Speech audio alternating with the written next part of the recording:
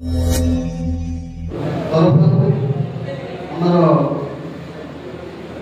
President प्रभात भाई जोग एवं अनिरुद्ध भाई जोग प्रमोद भाई जोग तथा आमर बड़मा नरसिंहपुर टिगिरिया एवं अंचल कृष्णचंद्र अना भाई जोग तो बहुत गुड़िया यात्रा कमिटी आज ये कार्यक्रम में जोग तेणु प्रथम मो समस्त को अभिनंदन जन धन्यवाद जनइबी जे गोटे यात्रा कमिटी महासंघ सहित जोड़ी कटक जिले में आज द्वितीय मीटिंग प्रथम मीटिंग बाबा धवलेश्वर पीठ होता द्वितीय मीटिंग बाबा सिंहनाथ पीठ आज अनुष्ठित हो। तो आज मीटिंग मुख्य उद्देश्य कौन आम धवलेश्वर पीठ में एकाठी होते भुवनेश्वर एकाठी होते ढेंकानाल अनुगुल तालचेर प्रत्येक जगह मीटिंग सारा ओडिशा रे हमर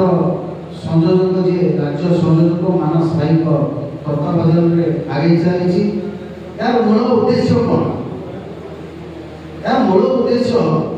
आप समस्ते जानते तेणु तारी विषय आज आम आलोचना करुचे जदि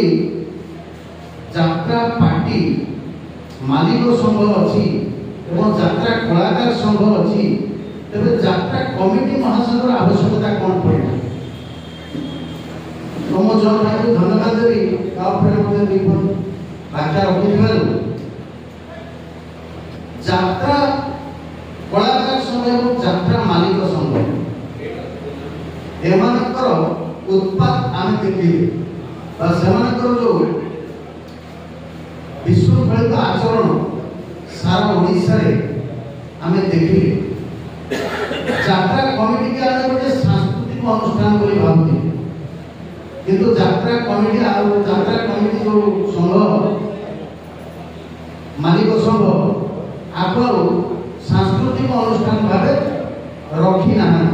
आपको व्यवसायीकरण कर धीरे धीरे एक व्यवसायीकरण सहित एभली अश्लीलता सहित भरी जहाँफल आम जो यात्रा कमिटी माने अच्छे लक्ष लक्ष टंका दे विभिन्न पर्वपर्वाणी आणुचे ताहा देखा तो दूर कथा एत व्ययबहुल हो जहाँफल कमिटी भाई मैंने घोर लस पड़े अश्लीलता सांग को व्ययबहुलता एवं व्ययबहुलता सांग को व्यवसायीकरण ये यात्रा मालिक मानकर मूल उद्देश्य रहा जो शोषण मालिक हिसाब से जो यात्रा